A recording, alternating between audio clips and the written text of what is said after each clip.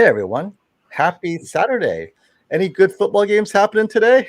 I don't know. I think I saw Texas, or was it Oklahoma beat Texas? It was a big game, and Oh wait, Texas was ahead when I was watching that game. Yeah, Oklahoma ran a touchdown with no time on the clock to end the game. Oh, that hurts. Oh Yeah. man. They were ranked. I believe they were ranked higher, so it's probably good for them. But I'm sure Texas is not happy. They were close, that Red River Shootout, man. That's the thing. I love it. They were ranked for sure. Gotta turn off this, mute this site. Sorry. All right. Hello, good Saturday, everyone. And let's say a quick hello to the people we see here. Shane, hey, Jack Richards, hey, Evan, hey, David Wheeland. And this is kind of cool. Go ahead. Yeah, let me tell them real quick. Sorry, we have a special guest in the background here. Yeah. Ninjician AV. Matt's here to calibrate mine and FOMO's TVs, the 83-inch A90J. So I just wanted to say what's up to Matt, and he's going to be listening in and chatting, and when needed, So if you have any questions about calibration or anything, let us know. He'll answer those. Oh yeah, right. So if you have any questions, especially with the A80J, A90J, it should be kind of cool. So is it a day-long affair back there that he's working on? How long do you think it's going to take? I don't know. What do you think? 12 hours? Yeah, right. I'm kicking him out in 3. No, I'm just kidding. You're feeding him dinner and coffee, right? Yeah. That'll be like breakfast tomorrow. Jeez. Yeah, 2 in the morning. That'll be a late one. I'm sure he's got better things to do later. What's up, KG? What's going on? Oh, yeah. Hey, guys. KG. Hey, I saw that both KG and Classy has been working hard behind the scenes, making their channel grow. It's a lot of hard work, but good for you guys. So, things are always changing. And before we jump into the pricing and all that stuff, and you guys caught my video this morning about picture quality or big pictures, we can talk about that, because we noticed one of the most common question is, should I get that 55-inch A90J or the 77-inch A80J, right? It's like the same price. Like, yeah, 77-inch all day long, but a lot of people don't realize the minor differences is trumped by the bigger size. So we'll talk about that as well. But I want to jump into one thing that's, people are asking, hey, let's hear about the new TVs next year. So let's jump into a bit of quick news for you guys real here. And let's start off with this one. All right. So they're starting mass production in November of the QD display. But a lot of you are thinking, wait, what's the point of mass production if we don't know what brands are involved? So today's update is QD display. Who's doing what? And on this article, and I'll link it below for you guys later, it appears that both Sony and Samsung are looking at the QD display next year. Now, Sony has been silent. This article mentions Sony has and is very interested in QD display. And I believe their interest is mostly on the professional end. We're talking the BVM that we saw at the Shootout, right? It was very specific with the wide color gamut that none of their TVs could match. And if QD display can do that for Sony without burn-in, like the last BVM OLED that literally you used once after what, 200-300 hours, 400 hours, you have to throw it away or something like that. So it's just long enough to work on a project, and it would have all these terrible burn-in issues, right? And so that's why they switched to the dual cell. Well, if this QD OLED can bring about that same level of performance as their last OLED BVM, they would rather go back to that BVM because of the amazing deep blacks and so forth. So my guess is that Sony's interest in the QD OLED is more as a professional reference monitor, but who knows? They might surprise us. And of course, Samsung Electronics is looking to roll out the QD display, QD OLED, as their main flagship TV. The only thing is this kind of goes against their narrative that 8K is the flagship.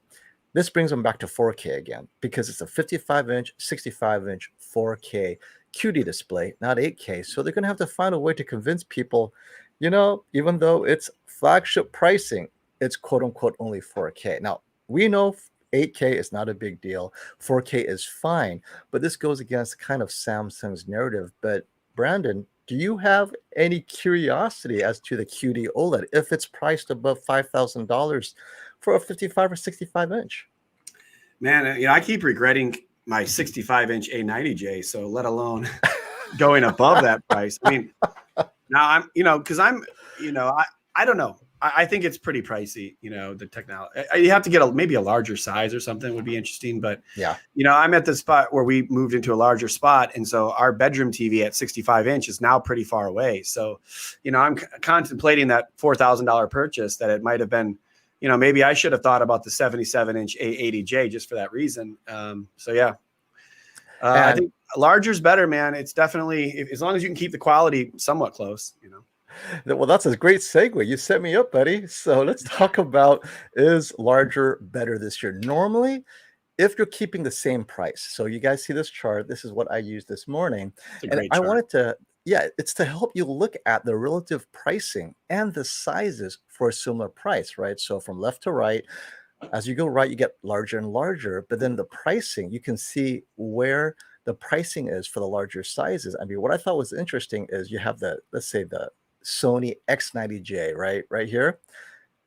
You could technically get a 75-inch Hisense U7G if you don't need some of the Sony special sauce. And I mentioned this, if you really need Sony upscaling because you have the cable box or you're using over the air, you know, where you really need the XR reality creation, yeah, of course, Sony X90J is going to be great.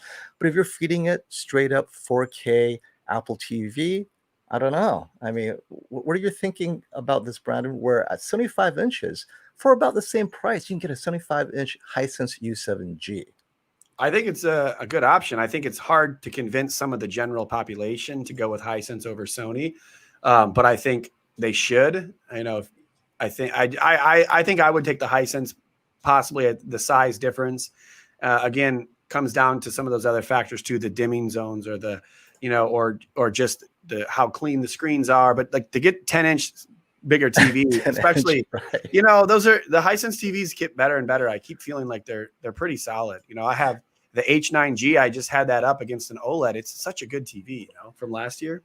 Yeah, and people forget. I reviewed both the U7G and U8G, and personally, I thought the U7G had an overall better image quality. No, the blacks did not get as deep, but it didn't bloom as much, right?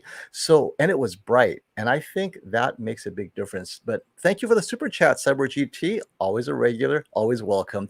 Have you heard about the Sky TV One cable only? Hey, did you hear about this? It's that glass TV they're talking about where they integrate the entire cable box into the TV, and I think they use Wi-Fi instead of satellite. So basically, you plug this into your internet, and well, you replace the cable box and you only have Sky. So Sky's like Time Warner, Spectrum, or Dish Network here, DirecTV. What are your thoughts on integrating, let's say, a DirecTV package with a TV, but you're buying that TV brand from DirecTV? Well, we got to get that. We got to get there, even if it's just the app or whatever, because I've had the Spectrum app for years, and then they've had that Sony had that thing where you could plug in a DirecTV, like you could plug in that twist, not, you know, the coax, and you could just run DirecTV straight on their TVs back then. And maybe it may not work with like a DirecTV TV, but if you had like a partnership where like Sony's like, we're going all DirecTV, or we're going, you know, all, because like Samsung has that Spectrum app, and I've had that for years.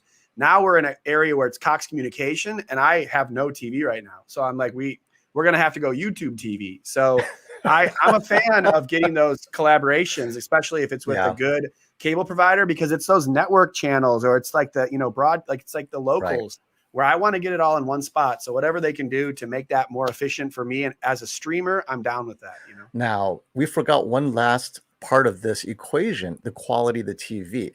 Rumor has it it's either a Hisense or one of the Philips models, but not the high end. We're talking entry-level quantum dot. I think it's edge lit. I don't think it has full array local dimming. But let's say worst case scenario, it's the same image quality as the frame, right? You're okay with the frame image quality to some degree. If it was that level of image quality, not Q80T or even Q90T or just below Q80A level Samsung, is that good enough to justify? Because I hear they're selling it for around over 1,200 pounds, or around 1,200 pounds. That's over $1,000 easy. I was kind of surprised. I think it's a 65-inch. Yeah, I mean, it'd have to be a pretty good, at least SDR performer, because I mean, like the Samsung frame, as you said, or like some of these other ones below the Q80, you know, QN90A or whatever, those, they, you know, if they're under 600 nits or whatever SDR, it starts to be like kind of just a blah TV, you know. I think like the frame is pretty good with SDR, HDR, it's terrible. Yeah. And so depends on what you're watching. I guess the cable must be SDR. Yeah, no Right. HDR, right? That Yeah. makes sense. It's built for SDR. That means if you stick in an HDR Apple TV 4K feed, you're like, hey, this is kind of dim. Yeah. It may not have I've Dolby been Vision. It there. may have Dolby Vision because I know Dolby Vision with a darker TV doesn't look great. You might as well just stick with SDR, and that might make sense. But hey, Cyber GT, how are the Europeans or the people in England? How are they feeling about this integration? Is it something that's exciting? And how's that price? It feels like it's kind of expensive, but yeah, that's kind of cool that we're moving there. I don't know if it's how long it's going to last though. And of course, thank you, TechMed Rainer Richter, always welcome. Hey, Brandon, hey, Foam. 8K is fine when processing is capable. And for some context, our buddy TechMed has that huge 8K QN90A. He loves that TV.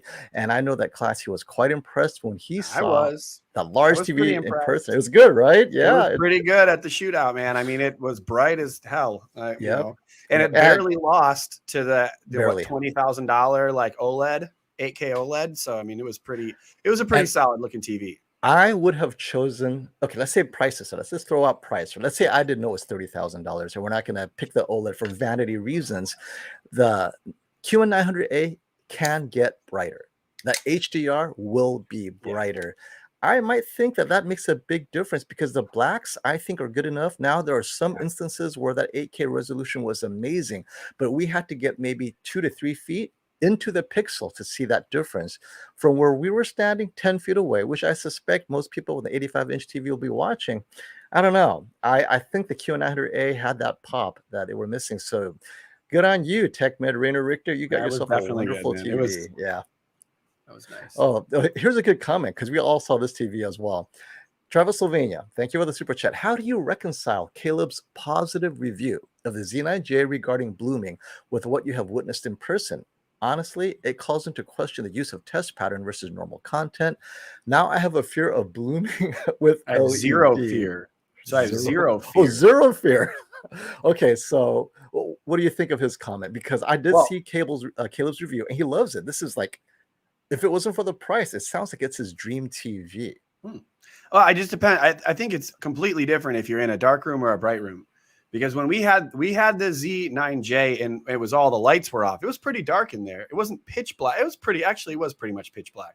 I mean, you could see the OLED was perfect.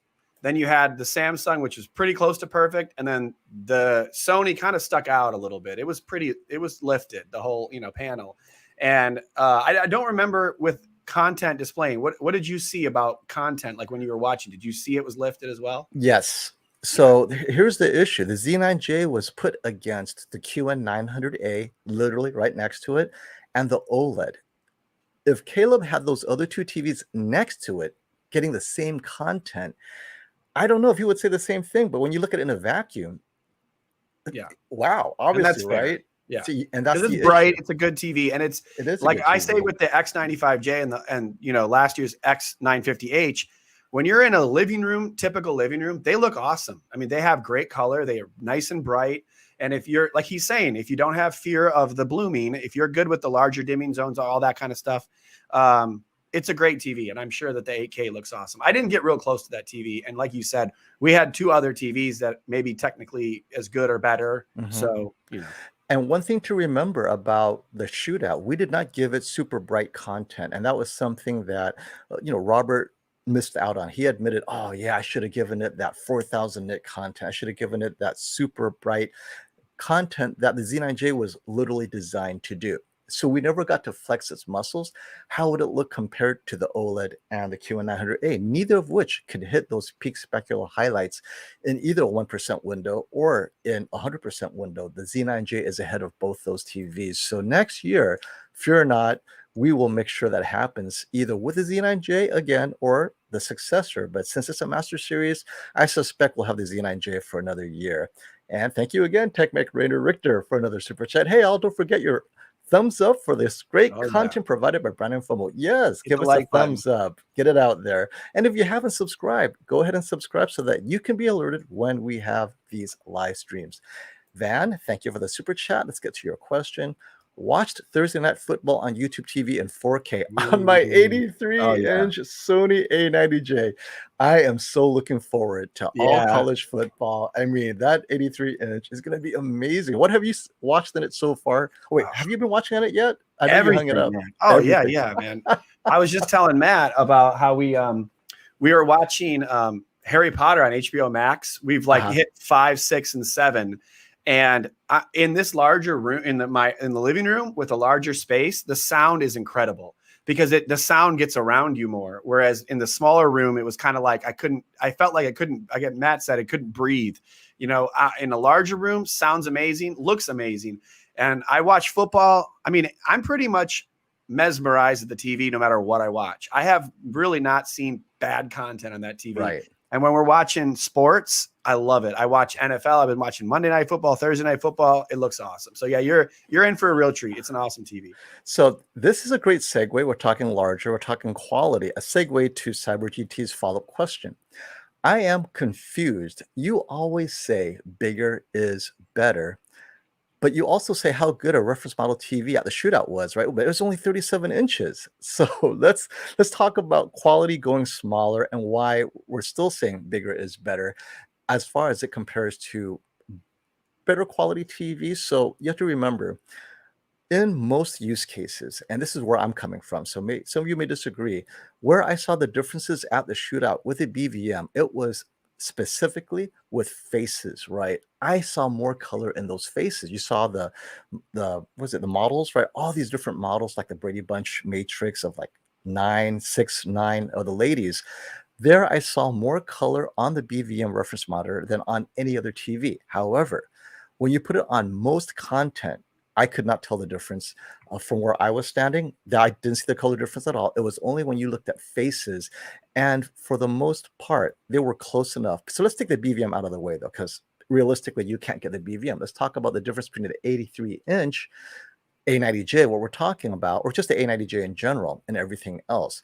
So Brandon was saying how much he loved the 83-inch A90J. My question to Brandon is how much of that is because it's 83 inches and how much of that is because it's the A90J? What if the A80J came in 83 inches, right? Or the G1 came in 83 inches where it's a bit brighter than the C1, not as bright maybe as the A90J and those peak specular highlights, but in only a few scenes did that make a difference. Remember, in the Shootout, it was only the pan scene and that scene in the supermarket where you had the fluorescent lights above. That's when we all said, okay, A90J heatsink, way to go. But who won the HDR color volume, color accuracy? It was the G1. So this leads me to believe that we are so close in color or picture quality, we have to choose specific scenes to bring out the reference color. And in my recommendation, I'm under the impression that most people, when they watch Netflix streaming, as well as just the typical King Kong versus Godzilla, the A90J and the A80J with the same color science and the same calibrator doing their work, I think it's going to be indistinguishable, but that's my take. Brandon, what are your thoughts on that, just that extra bit of quality separating the size 65 to 75 or 55 to 65 if the smaller one is a touch more reference? Do you think it makes a difference? Well, I don't know about just the reference part of it, but I think it just depends on what you're comparing. Like if you're comparing just like an X90J versus an A90J, you're not going to convince me to get a bigger size unless I'm in a bright room. There's a lot of factors, but I think to the point, one of the things he's saying, like we can't all sit 3 feet away from a reference monitor and watch it, right? Like that $30,000 reference monitor is there because people are grading film and they need something smaller to look at. And, you know, so they get this smaller TV. And yes, if we could make that TV, 75 or 83 inch, then we'd be like, okay, that's awesome. But we can't do that.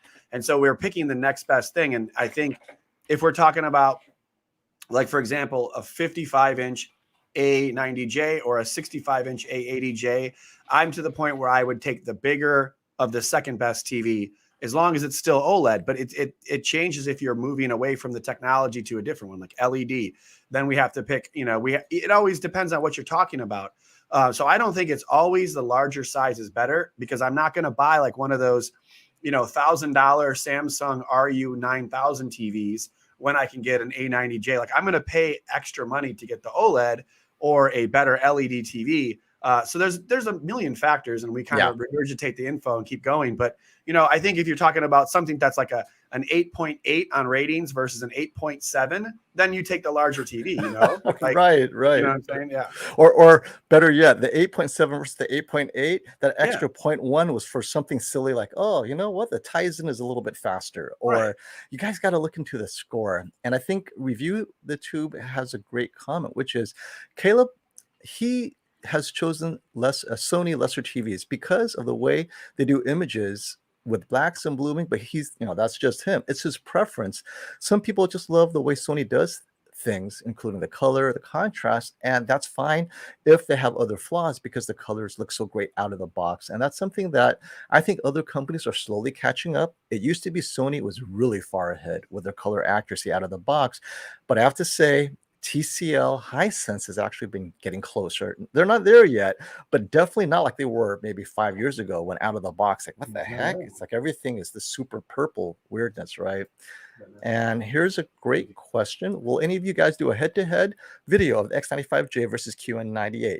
Funny you should ask. I'm having the X95J 65-inch will be arriving fully calibrated this Monday.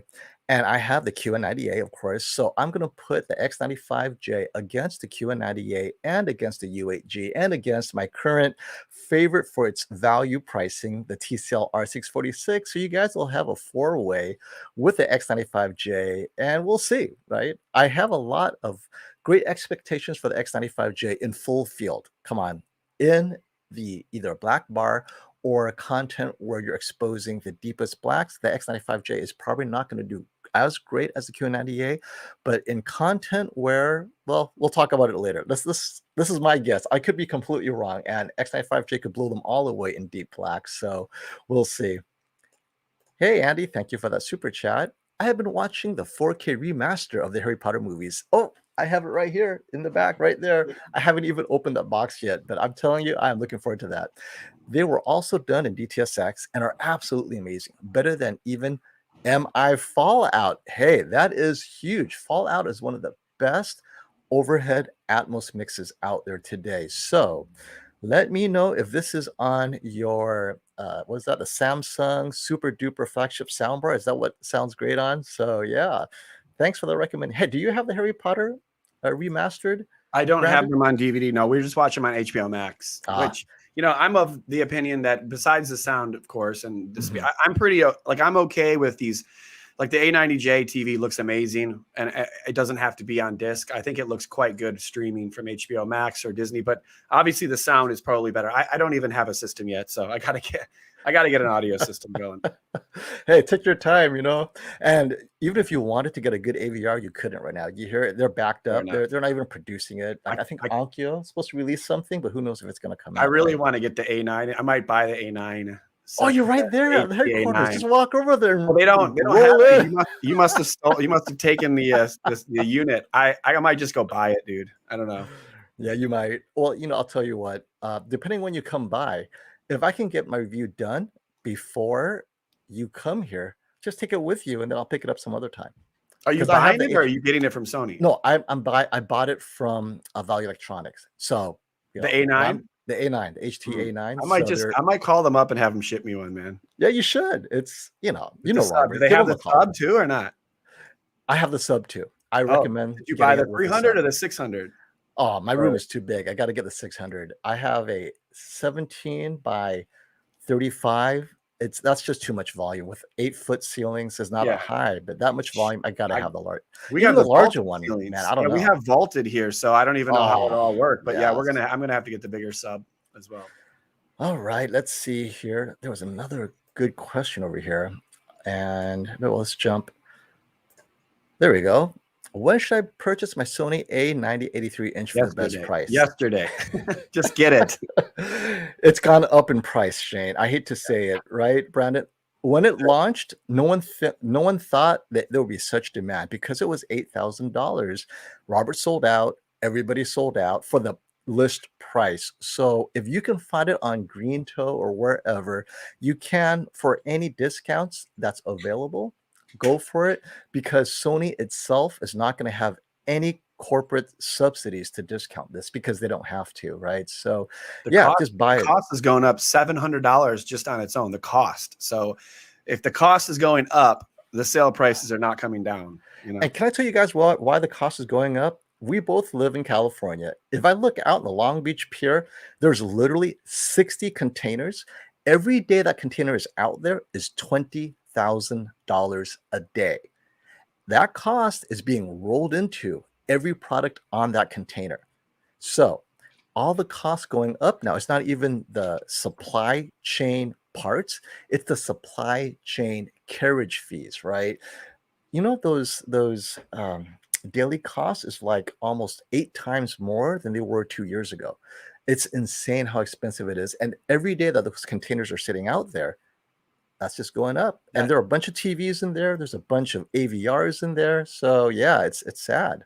That's the I think that's the most popular dock in like the world, isn't it? The Long Beach. Yeah, I mean, 60 containers. Normally 60 there's 3 or ships, 4. You mean ships? You mean? Yes, the Okay, containers. ships full of containers, like I'm container sorry, yeah, ships. container ships. So there's like thousands of containers on each of those. Yes, but they stack them like as long as those ships coming over don't get in a bad storm, they're good. But man, those are stacked so big. And those containers, what is it? It's like 8 football fields, right? Each container is 40 by 20. Or because I used to get 40-foot containers, so they're only 40 feet, but they pack a lot of stuff in them. Yeah, a lot of those. But they put thousands of them on that ship. Those ships are like, they're thousands of feet long, probably crazy, 1,000 feet or 1,500 feet long. And as an example, why AVR prices will be going up, one of the large AVR makers, or one of the prominent ones, it was a $5 chip in their processor that used to cost them. Now it's $100 per chip. Damn. They can't sell that AVR for the price it needs to be sold. So now they're lucky to even recoup costs on that chip, because how much would they have to go up to make a profit when they have that many on order, right? So it's kind of insane. Hey, Van McCoy, thanks for the comment and the super chat. Give me OLED till I'm dead. Never going back to LED. And this goes to Mustafa's comment. Caleb being a Sony fanboy is not new. Every one of you is biased towards some brand, whether you like it or not. And I'll be the first to admit I'm biased towards OLED. I love the look, right? A technology, OLED, but not a brand. I can take either. Right. Yeah. Like whether it's the LG G1 or the Sony, right? At the end of the day, if you put in an image and the image looks great, one year it's the LG, the next year it's the Sony. Remember, the Sony used to have a lot of complaints that it was too dim. And a lot of people that had the LG C9, that thing was so bright. It made getting the A9G like, wow, this is pretty dim. So that was a year where people who got the C9 were real winners, I thought. But also, the thing with Caleb too is I think I haven't seen the video, but I'm assuming the LED TV with the motion of Sony, I'm sure he probably fell in love with that, with that 8K LED, because he likes motion, like good motion. And that's one thing with the the judder of the OLEDs. It's a little bit, it can be a little bit. That's the only thing that could be a downside at sometimes. And speaking of the HTA9, Chris, I know you'd like the Black Friday deal on the HTA9. Literally, it just started selling and shipping in the last week or two.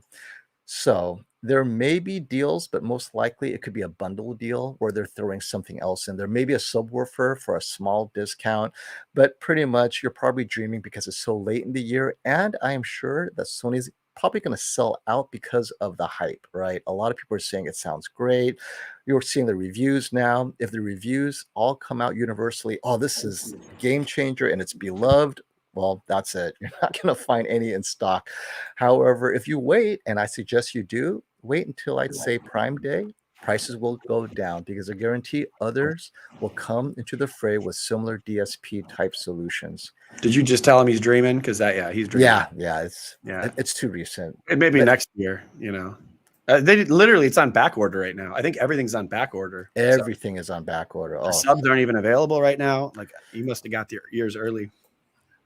Well, that's why I got it through Valley Electronics. They just they have their allotments and they can sell their allotments to whoever they want. I told Value Electronics, remember, I asked them for this the minute it was announced in July. Oh, So really? they already knew I wanted it, right? But yeah, on these things, if you're a reviewer, you have to lock it down. I But might as a send him a message consumer, right now. yeah, you should, right? Hey, thank you for that super chat, TechMed. I really appreciate that you are streaming earlier today. So it's just 11:30 p.m. here and easier to be with you. You know, we were talking about that, and I know that Brandon might want it even a little earlier, but I had to drop my daughters. So yeah, I'm glad we could be here early for you guys. And well, that kind of takes me to, let's go back to that topic real quick, because I know there are some other discussions about, well, let's go to 60, or let's go with a 55-inch LG G1, right? For 1900, when you get a 65-inch A80J or C1, but let's say you're gaming, so A80J, cross that out. What do you think, Brandon? If you had a 55-inch LG G1, would you go with a slightly larger C1, given they both have the same gaming quality? Yeah, I actually prefer the C1 anyways. So just because, I mean, again, I keep going back to this. If I had a G1 and I just put it on a typical Visa mount like Cecil, Keep It Classy Tech did, I would be fine with the G1. And I think it gives you the same benefits as the C1. But I like, if you're putting on a stand, I like the C1, or, you know, just your typical mount anyways, I like the C1. So I would do that. And I think that that's closer to me and more useful to get the C1 in a larger size than the A90J, A80J, which I still think that's very close too. So I would definitely get the C1 over the G1 for the larger size. And then, and then probably the same thing in Sony. Agreed. And hey, since Ninjushin, Matt's out there, maybe he can answer this question. Tech me out. Any chance you can do a video outlining how you can break in your OLEDs and then steps to maintain it afterwards? So I abuse my OLEDs because I know I'll be replacing it every 2 or 3 years. I'm the worst person to do it. But I think possibly Ninjushin and Keep It Classy might have suggestions for you. So what are your thoughts on breaking it in and then maintenance afterwards, Ninjushin? So breaking it in, generally they have like pixel flashing patterns that you can generally use. You'll find them. I know the new Spears and Munsell disc is actually going to have that on there, which is pretty cool. Pixel thing. That's awesome. Yeah. Very, very cool. Yeah, those are cool. Generally, if you're running HDR, and it sounds silly, but if you run like your Apple TV and just force Dolby Vision or HDR for the first 100 hours, you're pretty much ready to go for like a calibration. And then in terms of maintaining it, honestly, the TVs, as long as you leave them plugged into the wall and turn them off at least once a day, they'll do the actual pixel compensation and refresh. And honestly, I use one as a computer monitor at home, no issues. So pretty simple. Yep. Thank you. Thank you. And Keep It Classy has a great comment here. I also think Caleb had dimming on high, which helps blooming, but medium is more accurate. And stop the FOMO at the shootout. We never got to see it with 4,000, 10,000 nit content. Caleb did. So blooming could have been overpowered by the brightness. This is exactly Robert's point about the Z9J. So we're talking about the Z9J because it could hit, based on measurements, 2,600 nits on a 1% window. And so if you put that kind of content, 4,000 nit content, let's say, on the Z9J, it may have less contrast than an OLED, but that brightness may blind you to the contrast difference, right? Because it's just so wow. I mean, you could feel the heat of that brightness. Maybe that's what Caleb saw, and that's why next year that remains to be seen. But then again, if you're shopping in the $8,000 range, I still go with the OLED now, and then wait till next year when it drops in price, and you can have a second TV, right? Yeah, man. Dude, I kind of have a little bit of interest in that Samsung 98-inch, but yes. I don't really have any interest in the 100-inch Sony, to be honest. But I kind of am curious about unboxing and like seeing that 98-inch QN90A. That'd be pretty sweet. And what about blasting how bright it is, right? Because with the recent firmware updates, that QN90A suddenly got a whole lot brighter. I'm liking it. I liked it before, but my biggest caveat is it's not that much brighter than OLED. Well, it is now. It is definitely one of the brightest TVs I have, and not quite as bright as the U8G, but so close that I think the differences are minor now. Hey, Shango, thanks for the super chat. Gentlemen, greetings. I'm really bummed that Best Buy is sold out of the HTA9 sub bundle. Yeah, people were telling me that earlier. I know you're still waiting for yours, but Mr. Fromo, what do you think of it after trying it out. It's coming next week. Robert just told me he got the shipping information. So I'm hoping to get it by the end of the week, and I'll let you guys know. I'm pretty excited about it too. And I'm going to record it on my binaural microphone. So although it's not accurate as to the actual spatial effects, it gives you an idea of what it's like between having that and then maybe just having the TV playing. So you could get a feel for, oh, wow, it's this, that, and the other. And it's in a pretty large room, right? I have about a little over 4,000 cubic feet of space. So we'll see if it can fill in that space to a good degree. So I'm looking forward to that for sure. Hey, Travel King, thanks for the super chat.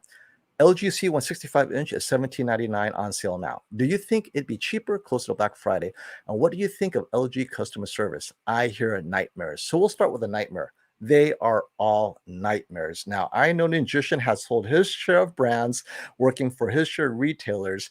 So, and Brandon and myself, I think they're all equally bad, with Samsung possibly being the worst. And that's compared to TCL and Hisense. They are just completely non-responsive. But it doesn't mean that their TV is of low quality. It's just customer service is not great. Vizio, that changes. It depends on the year. And LG, I don't know about the customer service, but their commitment to firmware updates this year is pretty impressive. And I see Sony making progress in the firmware updates. So you have to ask yourself, customer service, do you need to make that phone call? If you do, they all suck. Go ahead and get your Geek Squad extended warranty. They will actually respond and replace your TV. But that's been my experience. Brandon, what about your customer service experience with the various brands? Oh, I like to challenge that. I mean, that's part of the game, like finding out who has the customer service. I've always had decent luck with Samsung. I don't know, people have or haven't, but I have had no real issues with customer service. Sometimes I think it's how much effort you put into like getting the actual service provided. If you don't find someone that's receptive on the other end to ask for another person or talk to a manager, get it done. But with that, I think I currently have like the Best Buy thing where I pay like $200 a year. Yep. And that right there gives me like a massive discount on their extra like extended warranties. So I saved $250 on the A90J warranty. So, that right there paid for the year itself. So I think that's always a good way to go. Check it out. If you have computers and things like that you get, or the 45-day return period, all those things are benefits. What's up, Brian? How's it going? There he is. There he is. I see him right there. And speaking of that total tech support, I think they changed it. They called it something else now, but it's the same thing, $200 a year. They're the ones that installed my 6 overhead speakers for a huge discount, right? So most of their installs are $50 per item if they don't have to do any program or anything. So yeah, definitely highly recommended. But if you need customer service, I think Geek Squad is one of the best out there for product specific support, where they'll just replace it if it's no good anyway. Hey Chris, thanks for the follow-up. Once you and me are done checking HDMI 9 and you're ready to sell, hit me up. Right. We'll remember. Give it to me. That's right. And of course, special guest Brian. I know he's on vacation. What's happening, buddy? Send some pictures. Where's he at? Oh, I don't want to give it away. He's doing something this weekend with his family. Gotcha. I'm ready for KG. another. Come on by, KG. Go ahead. Yeah, I'm ready for another vacation. That was pretty fun. The little guys trip we had. It's a couple days. It was pretty fun. Yep. Tech. Put it on there because I don't know who's going to be free or whatnot. So it's always good to have a voice here because of all the different prices. I know a lot of you are finding prices that I didn't find. Let's see. Allows up to 10 dead pixels. Allows. That means they won't replace your TV if there's 10 or less dead pixels. And I don't know, OCD being what it is, I think many of you will go crazy with 8 dead pixels, right? Especially if it's all bunched together in one spot. Yeah. Then it really draws attention. But if we're like spread out over the edge, you wouldn't even notice. But if it's all in one place, 5 dead pixels in a 1-inch area, that's it. You guys will never be able to unsee that. And that's the problem with these, what do they call these? The uniformity panel lottery. That's an issue all the time. And here we go. Hey, what's up? How are you, buddy? How's it going? It's been a while since I got to join you guys. I know. I've been schedules haven't lined up really, man. Dude, your mic sounds nice. It's nice and louder. Sometimes you're quieter, but it's I figured it out. I don't know what was going on. Yeah, that's true. I noticed his mic is like, oh wow, I don't have to adjust the mic this time at all. It's great. I actually got 3 Sennheiser mics. I got 2 Lobs and I got one, the MKE 600 or whatever, the boom Right. mic. I got all those mics and XLR stuff coming in. Brandon, you've seen the X95J. Have you seen the X95J yet, KG? The X95J? I haven't seen it yet. No. Okay, I know Classy has seen it, and let's say, so this is a thought experiment, right? Look at the chart for 3800, 65-inch Sony A90J, but then you go all the way to 85-inch for very similar price. It'd be the X95J. Assuming you have room, would you go with the 85-inch or the A90J? Because this is what we're talking about. How close is that image quality at the end of the day? I know the deep blacks, of course, it's OLED, but what about everything else? Does it make up the difference? Maybe if your room's a little bit brighter. What are the options again? So you have the A90J at 3800, but you shoot across at 4000 and it will be 3800 on Black Friday. I'm pretty certain of it. You get an 85-inch X95J, but it's 85 inches. Is it close enough in picture quality to jump to the 85-inch? Or, I mean, does that immersion, the size, make up the difference, given the price is so close? I think in that case, why not just go for the QN90A? Yeah, I was gonna say that too, but that's you're right like here. you're like. Well, and the only reason I said that is because Yeah. the A90J has that color. You know, people are very specific about the Sony color Oh, out yeah, of the for box. But yeah, look at the price. That's why they're lumped together. But if you want to stick with that whole Sony family, but either one, Yeah, that's QN90 true. is right there.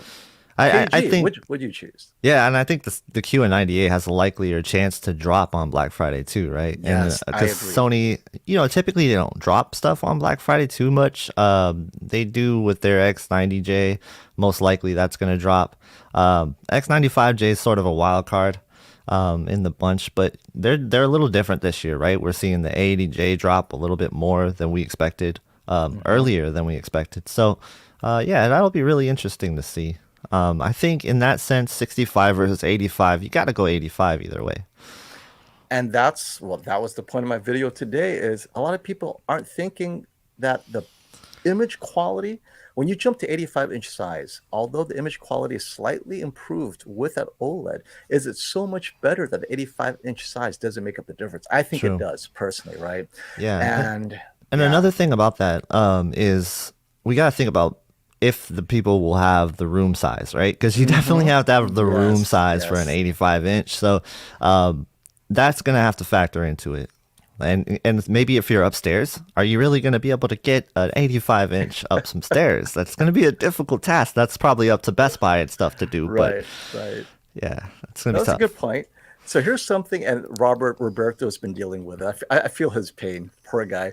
So QN90A, he got the ADS panel version. I think it's in Brazil, that the smaller size, the 55 inches of ADS, and he's not getting the experience you and I and everyone else who's been enjoying the QN90A is saying, oh, it's got these deep blacks, there's no blooming.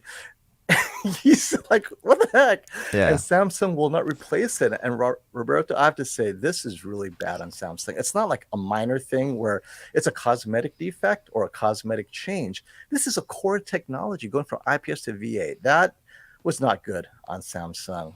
I couldn't believe they did that. What are your thoughts on that, KG? Let's see. I think you put out a video, didn't you? Something about that? About the Samsung smaller sizes? Yeah, I'm trying to gather my thoughts here because I don't want to say anything like too bad about it, but it really disappointed me. So that 43-inch, for example, that Samsung put out, very sad. 60 hertz, like what? Why are they targeting 60 hertz at that range? Wait, I did not know about the 60 hertz. Yeah, you didn't know that? Like No. 60 hertz. And also they nerfed out like the speakers. They nerfed out the actual, like, you know how they do HDR 24x or whatever. Right. Yeah, so that's that. And then for the most part, there's one more thing about it that really kind of rubbed me the wrong way, and I couldn't remember what it was. I think it's the fact that they didn't mention VRR. They did that last year with the Q80T outside of this country, right? Yeah. England. And now they did it with They did it here size. too with the Q80T at 50-inch. Yeah. I didn't know they had the 50-inch in the US. See, Yeah. and so, this is why I only recommend Samsung when you're going flat. Now, well, I used to recommend Samsung when going flagship because I did not know they would do this with their flagship. The QN90A is technically their flagship, but by doing this, oh man, this is so hard for me too because early in the year we didn't even see the 43-inch, so we couldn't have predicted. Yeah. And if you look at the disclosures, there was no 43-inch. Otherwise, I would have caught it. But now that it's out, they go in there and I'm sure they changed the specs. Yeah. Mm-hmm. Hey, Yeah, why isn't the sad. background true black on these streams, like in your videos you put up? That's a good question. Let me see. I think it's because I didn't put a darker background. Let me see here. There you go. I added leaves. Does that make it better? It's because we're on the StreamYard, and StreamYard has its own background. I would have to upload a super black background, and then it will be black. So yeah, my videos, I specifically bring everything to black to make it easier. Yeah. But, right. I mean, you do that, right? When you grade your videos, you just take the background to black. It just makes it easier for you guys to see. So yeah, good question. Yeah, I tried the leaves before too, and I was like, nah.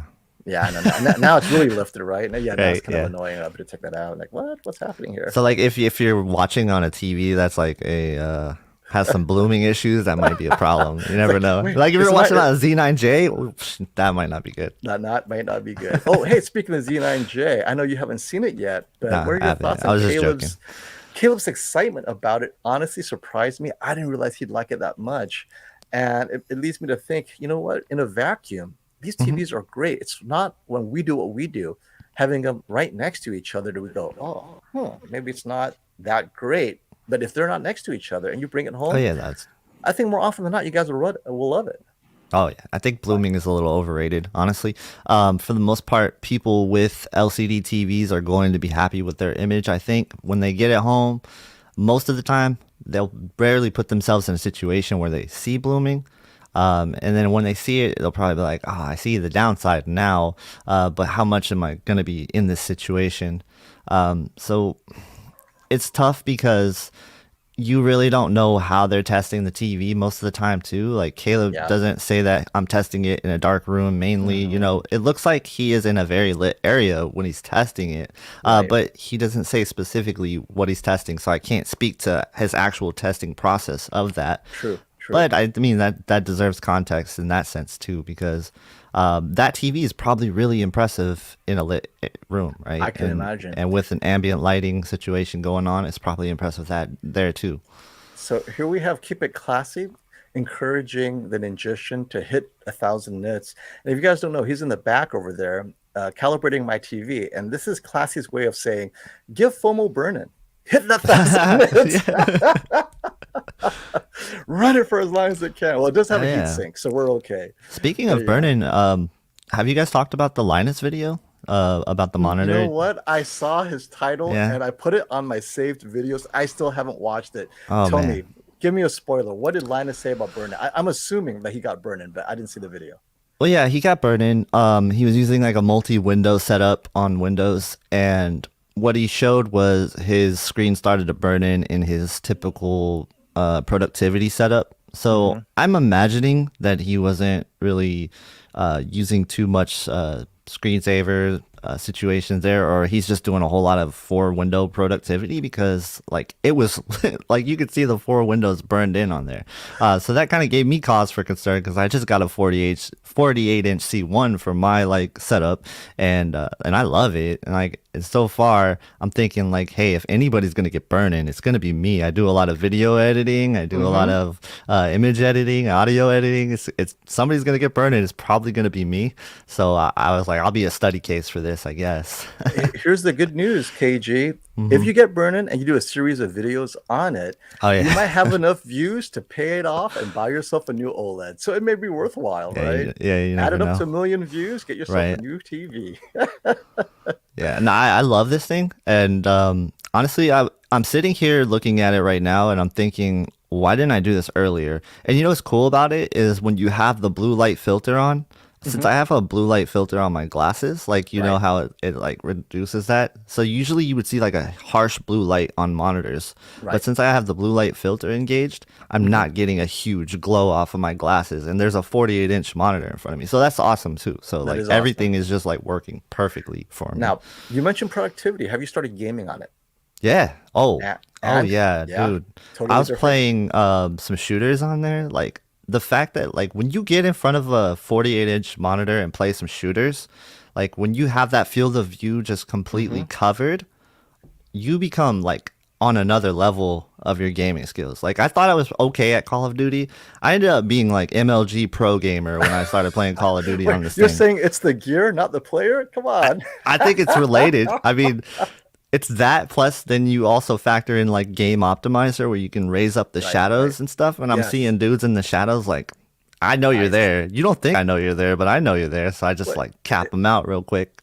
isn't that one of the games that have Dolby Vision or that is getting the Dolby Vision So upgrade? I'm not sure about that. Like they're not really clear about that. That's Okay. one thing that does rub me a Def little bit wrong about Dolby Vision right now okay. is they're not clear on any of this stuff, right? So Okay. Xbox put out that update.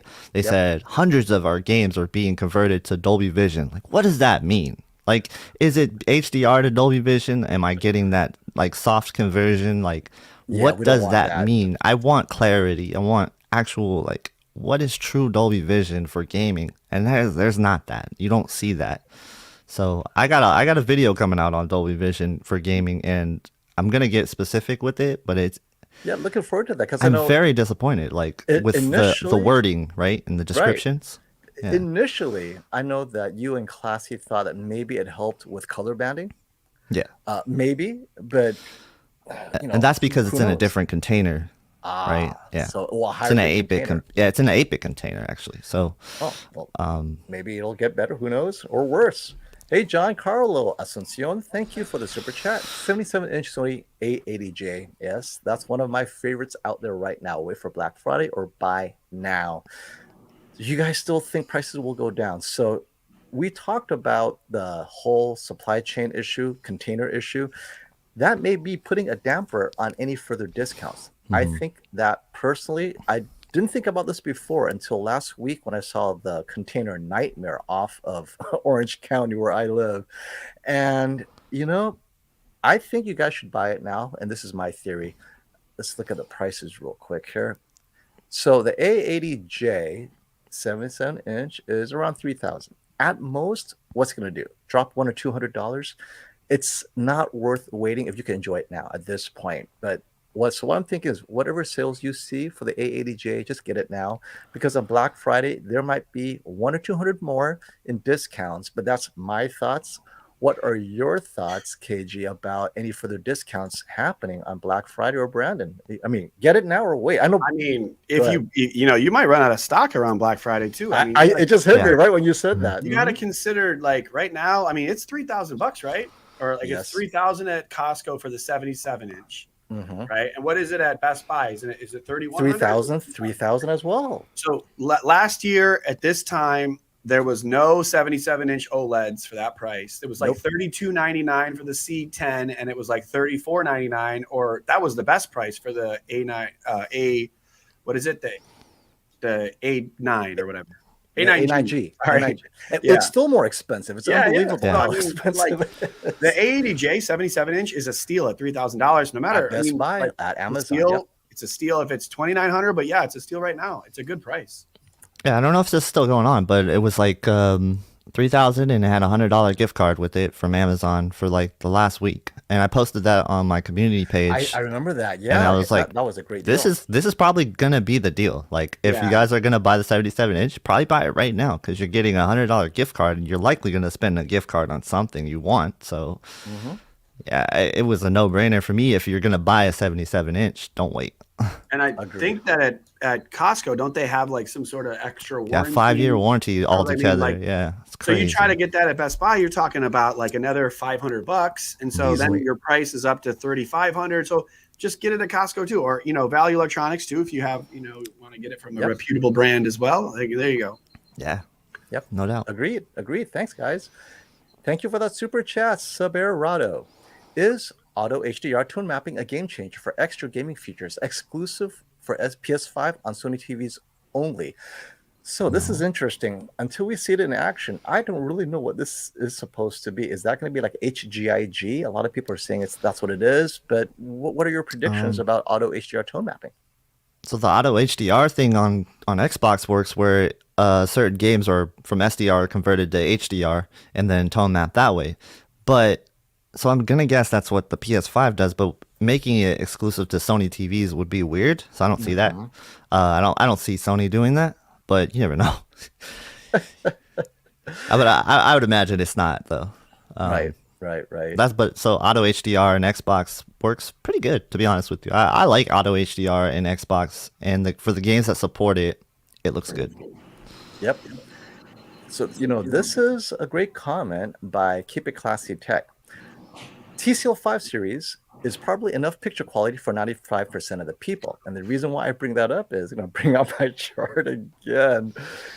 Look at the Sony X90J at 1200, and then you go across. Guess what's 1200? The TCL 5 series, and you're getting a 75-inch from a 55-inch, right? That kind of, it makes a big difference. If your budget's 1200 and you've never had an upgrade, a TV upgrade maybe in 5 years, 6 years, so you don't know what to expect from the Sony, the TCL 5 series is going to look amazing at 75-inch, assuming you could fit 75 if you're looking at 55.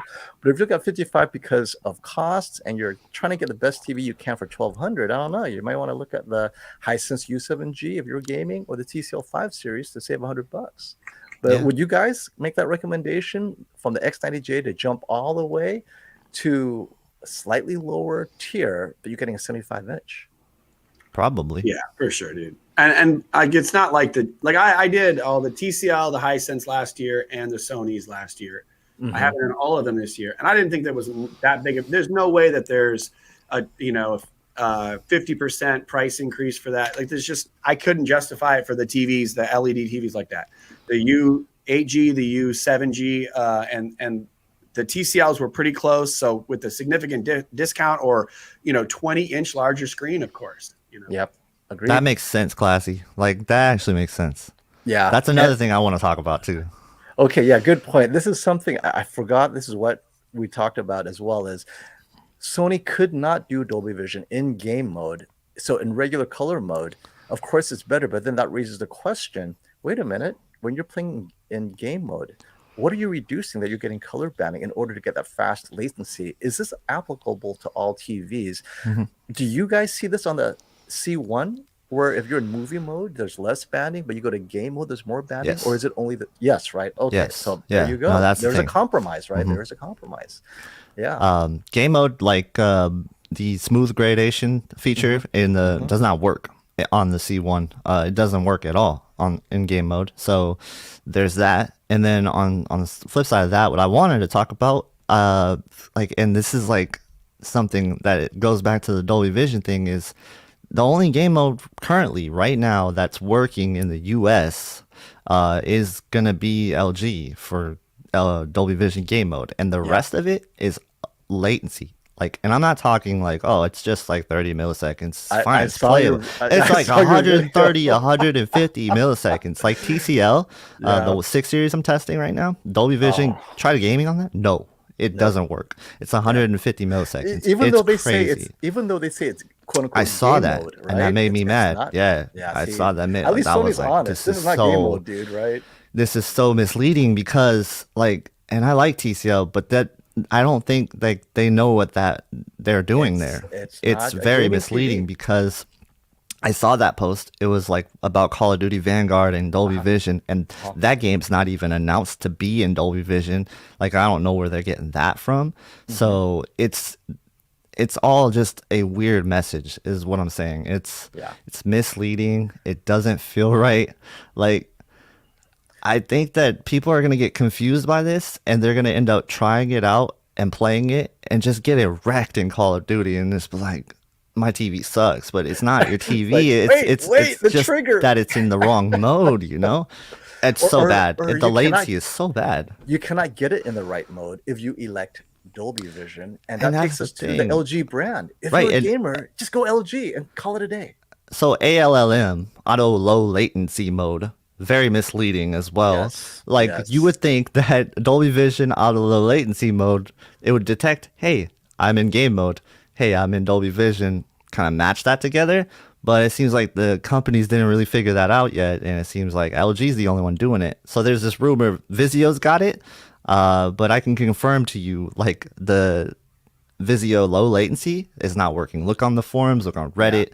It's all over the place. So and remember, one man's low latency is another man's high latency. I that's mean, true. do we define low latency? Okay. Right? What are we talking about here?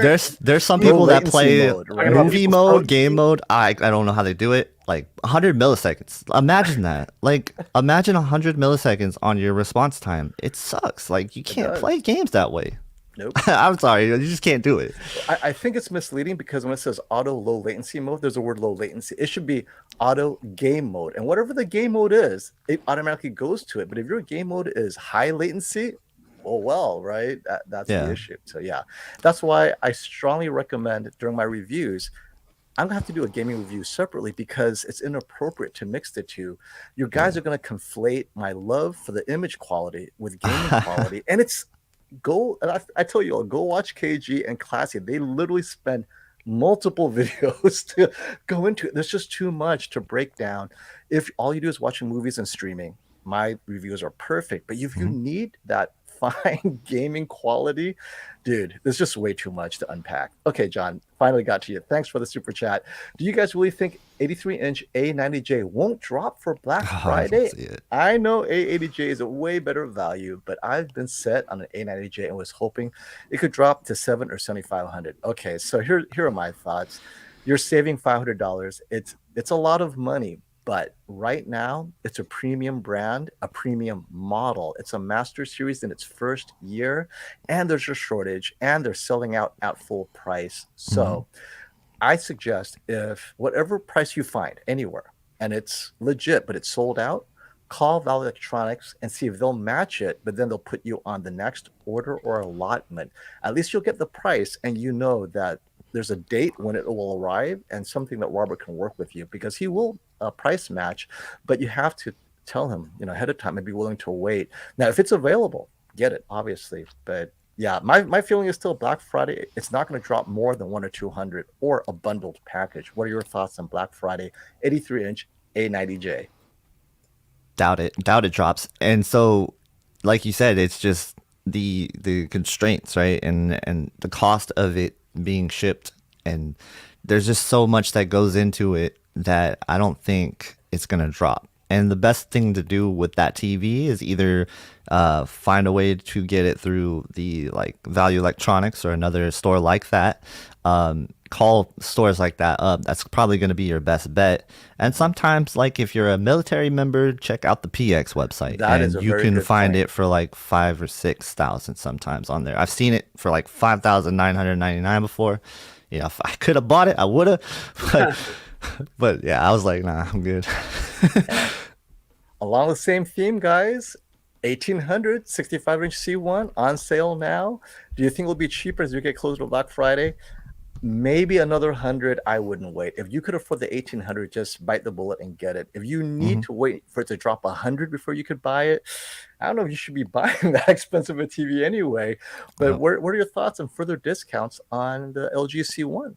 Yeah, if you're a military member, you can get that for $16.99 right now at the PX too. So they have some crazy sales going on. That's awesome.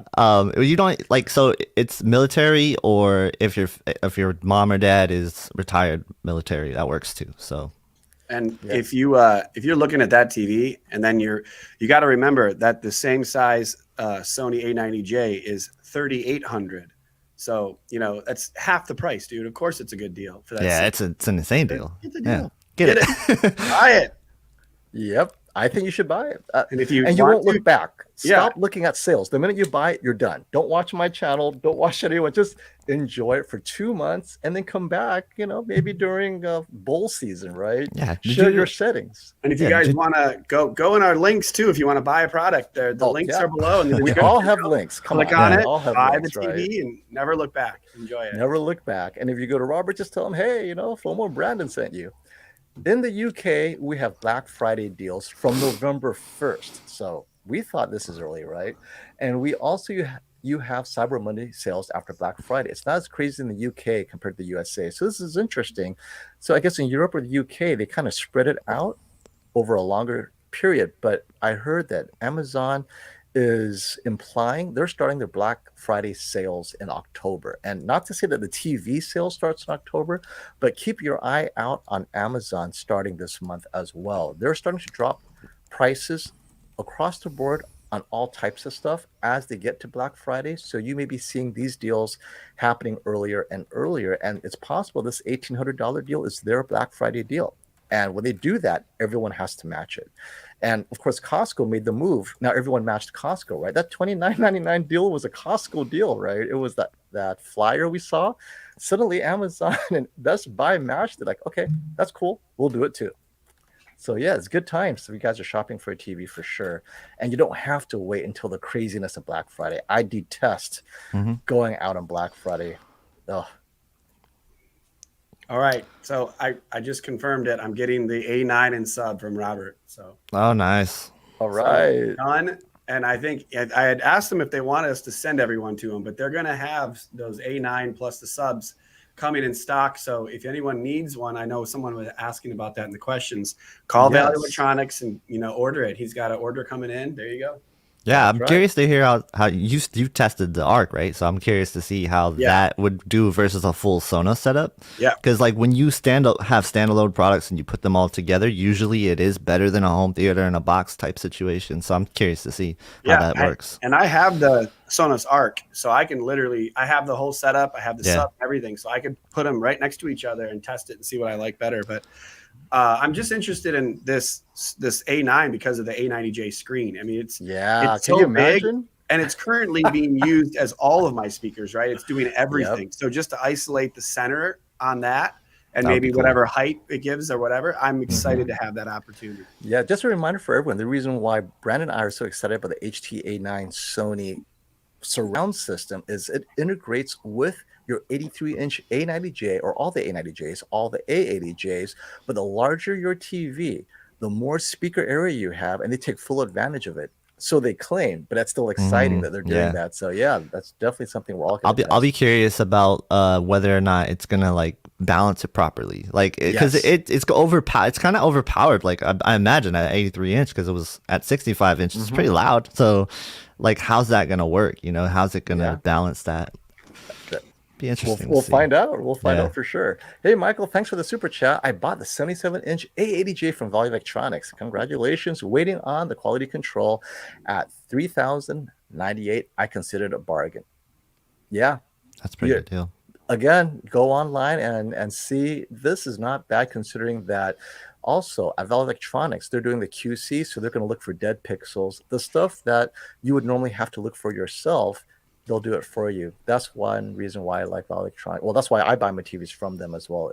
Because I review TVs, I cannot go back and forth switching out TVs if I have a bad pixel. It's unfair to make that part of the review because many of you will not have these issues. And then if I just stop and go, you know what, this TV sucks, let's move on. That's not a review at all. So actually, what is your policy when you're reviewing? Because I know you also buy your TVs, right? Yeah. So like, I usually get it from Best Buy or Costco, stores that have a nice return policy just in case. And most of the time it's good to have that. Uh-oh, we lost FOMO. I'm running the show, guys. But yeah, no, I'm just joking. But yeah, those big box stores are kind of like my best friend when it comes to buying TVs because of their return policy, of course. And it's just like, I like that I have that option. And if I'm reviewing a TV, let's be honest, I kind of have to return it sometimes. I'm like, I hate that I have to say that, but it's true. Like, I'm not going to lie to you guys about it. Like, I don't buy these TVs and keep all of them. It's just not feasible. Like, I could write them off on taxes, but even then, I can't afford that. Like, there's no realm I could afford that in. So I got to pick and choose what I review. That's exactly right. And some TVs I do keep, but Capone has a good point here. FOMO, at least Sony gave their customers full 48 gigabit bandwidth for HDMI 2.1. Now I'm thinking, okay, when would you use the full 48 though? I'm not going to diss Sony. That is definitely a good thing, but I'm just as a academic exercise, right? If it's a 4K TV, when would you ever have use of the full 4K or 48 gigabit per second. And I think that's why a lot of companies don't. But Sony did. But then what they giveth, they taketh away, because not on the OLED, but on the QD, the LCD TVs, the VRR is still struggling. So I think we need to get the basics out of the way first before we fill up the bandwidth. But what are your thoughts on 48 versus 40 gigabits per second? If that even makes a difference to you, KG, because I know you're a gamer, but does that make a difference for you? Couldn't see a situation where that makes a difference. Like maybe a niche PC gaming situation. Like with a 12-bit craziness. Yeah, like full 444. And at that point, if your TV can't display 12-bit, what is the point? There you go. And I think that's been the argument, right? Okay. Yeah. Let's jump back in real quick here. There we go. Okay, what do we have left here? We have LG G1 to the TCL 6 series. So $1,900, $1,800. This is probably the natural jump. I would always recommend 55 going to 65 inch for a similar price and get the C1 or the A80J. But you keep on going, you can get a 75 inch TCL 6 series. The question is the 6 series good enough to make that trade to go from an OLED, albeit a 75 inch QD, or not QD, a regular quantum dot TV, they're QLED? It might be 10 inches. Oh yeah, you have the 6 series. Yeah, What do you think? I like it. I think it's really cool. I like the fact that you can have that TV and have local dimming off and it still looks good. That's so rare for an LCD, that it looks good without local dimming. That says a lot about the actual TV. I like it a lot. I think there's a lot of flexible picture options for people, and I think for casual consumers who don't really care about accuracy, some of that stuff like micro contrast is pretty awesome looking, especially when it comes to gaming. It looks Isn't that cool. micro contrast amazing? It's on a different level when it comes to different just like regular LCD TVs. So it's cool. I think it's awesome. Yeah. It's something maybe that people are sleeping on, to be honest with I you. never thought, okay, you and I, we've seen the Roku, and that's our biggest disappointment. It's like 1 or 2 settings, you're done. But this is like Sony level granular detail that you could just dive into it. It's just so fun. I mean, I had a great time adjusting it to the content, and I finally settled on something I liked. But that's something that I could not say outside of Sony and Samsung, because Samsung has something similar. But now we're talking TCL for 1,300 doing this, or 1,200, right? That's now Hisense got to pick up their game, because I know Hisense is seeing this. What? That's a thing now. And hey, Hasselhoff, at least Brandon and I will be reviewing it, and more people will be reviewing it. But for sure we are, because we both have the 83-inch A90J. I also have the 65-inch A90J. So I'll test it in both to see if there's a huge audio difference going from a 65 to the 83. And what KG was saying, does it manage that extra output of the 83-inch, or does it get too loud on the 83-inch, right? Does Sony properly equalize for the 2 TV sizes? And of course, without any TV that uses it at all. So we just have it as 4 speakers, as if you're using it on an LG or on a TCL. Does it still sound as good? I know Andrew Robinson preferred it without his matched TV center channel. So that'll be interesting. I did not expect that for sure. But then he had the X95J, I think, and it has a less... Its audio quality is inferior to the OLEDs, but I don't know. We'll see. Let's see. Are you going to stream your setup with the A9? No, I didn't think about it. I think it's pretty much plug and play, but yeah, I will stream it, or not stream it. I will video it and set it up. Otherwise, I think the stream might get a little long in the tooth. Okay, actually, this is a good question for you guys. For something like setting up, I'm just so... I don't want to say that I want perfection, but when there's dead air, it kills me. And when I'm setting something up, it's full of dead air. And I can't have you guys just watching me, just not saying anything, right? What do you guys... Do you guys like streaming? You need a guest. Yeah, you need a guest if that happens. You need somebody to like narrate like while you set up or something. Yeah, I did that C1 video, and it was nice with Chana that was helping me, doing the camera angles and stuff. And but yeah, I'll do a video on the A9. Like I'll do a review on it, of course, and I'll compare it, like KG was saying, against the Sonos, just because they're I think that Sonos package for like the $1,800 is a pretty good deal. It's expensive, of course, but it's still for what it gives you. It's hard to beat that with the minimal setup you have. You know. Yeah, Right. and look out for Bose too. Like the Bose 900 impressed me like so much. Is And that I, a sound bar? yeah, Is that that a it new just one? came out. I did the Oh, okay. review on my channel Nice. like 2 days ago, and the Oh. Bose 900, and I have You know, the wait. Arc as well, man. I'm gonna KG, compare the them. minute It's gonna be I think the sick, minute man. I saw Bose, I skipped over it. My I bad. still okay, so I get what you're saying there, like, and I usually am on board with that. Right. But everybody's like, you need to check this out. So I Okay. checked it out, and it's different. Like, it doesn't give you that typical Bose sound. And I've tried the other one before that. I think it was the 700, or maybe even the one before that. It was the one that was competing with the Play Bar at the time. What's the price of the 700 Bose? good. The 700 sounds good. I mean, it's Yeah, so maybe I didn't hear the 700, but the one that was with the Play Bar from Sonos, that was a maybe while ago. 3 or Maybe 4 years ago. 300 or something. I'm Not sure. impressive, right? This one is different. It doesn't have that typical Bose sound. It's got really good mids and highs. Like gunshots sound like cracks, like more than just like kind of like I don't know. You know, Yeah, there's a the difference. muddledness. Yeah, Yeah, you know. there's just a Did it difference. come It's with a like not subwoofer? muddled. Yeah. KG, did it come So with it doesn't subwoofer? come with any subwoofer or side Okay. speakers or anything like that. You It's can just get the that bar. package. I'm looking at it right now. The How subwoofer much? is $800 and the surrounds are Yeah, $500. it's expensive. So That's you not added cheap. you got 9, let's see, Yeah. 17. It's like 2350 where the Sonos is like 1850. So it looks a little more expensive, but you know that Bose bass module 700 is actually pretty good. Like it's pretty Okay. significant sound. So you know it's a little bit more expensive than all the way around than the Sonos. So I've heard some people say that like the 700 is a little cleaner sound on the Bose than it is on the Sonos Arc. Like That's the hot. Yeah, and that's how I I would feel about say the that that's 900. probably likely because I know that after having the Sonos Arc for a while, when you play like high fidelity music on it, it doesn't sound as good as you'd think it would. And like these in my office, I have these the Vanatu speakers, which sound way better as far as playing music. So, but it's a good home theater mix. It's good, you know. It's much better than your typical speakers, and it's very good. So I would imagine that Bose, now that it has Atmos, it's probably pretty good too. You know. That'll be an interesting head-to-head. There are some dedicated soundbar channels, maybe yours, KG, but it's so much work. I tried doing audio reviews. I'm like, man, I thought TVs were hard.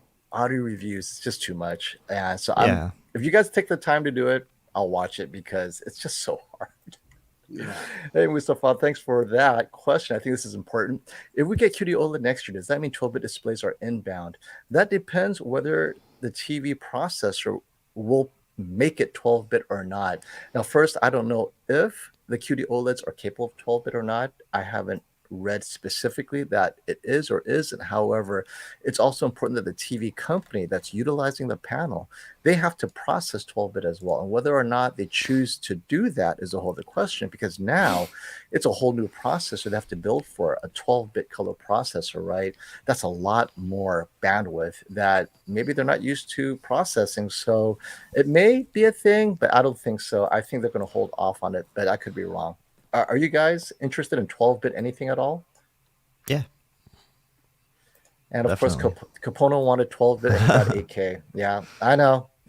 More color, like more color volume and stuff. I want that. But that the source has to be 12-bit. No movies Yeah, that's are in true. 12-bit, right? Right, So that's it's like that. Unless you remaster everything in 12-bit, it's right now not in 12-bit. The question is, I think it's video games. First and foremost, right? Video games is the quickest to get to 12-bit.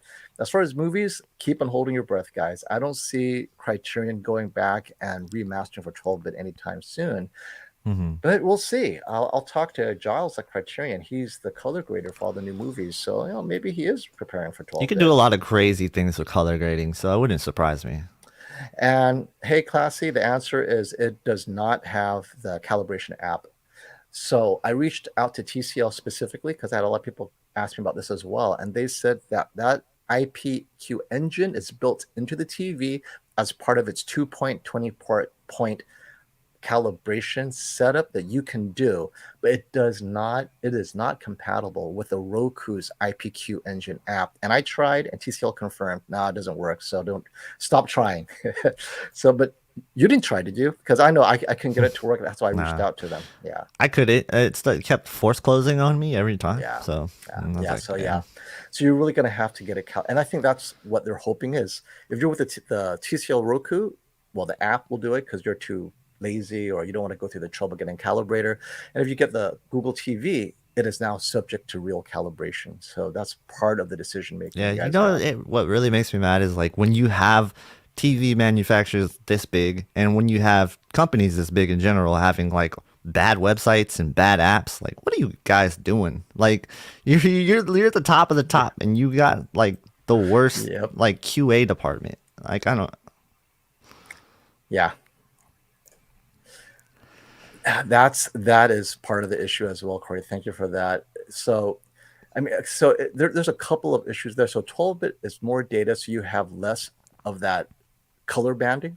When you see color banding, it's partly due there's not enough bits, and also luminance information could be better reflected in that. But Mhm. right now, it's something that I guess I'm going to have to talk again to Stacy Spears about this because he has a very deep understanding of how 12-bit will be best rendered when it is out there from the source. So we will have Stacy Spears on in about a month or so when he releases his new disc.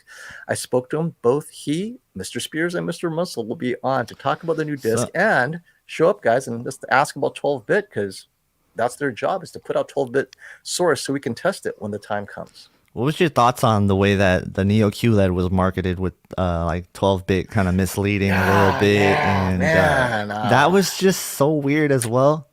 Like Yeah. T man, these companies are towing the line on like Yeah.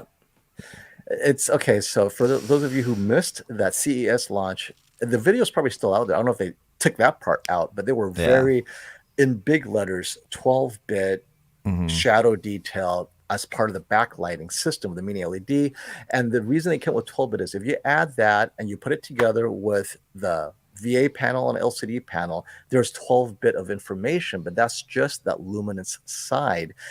Together it's 12-bit, but what we're talking about 12-bit is specifically the color and the pixelation. When you have 8-bit, 10-bit, 12-bit, you Mhm. have color banding, you have that macro blocking from lower bit content. 12-bit's supposed to clean that up, right?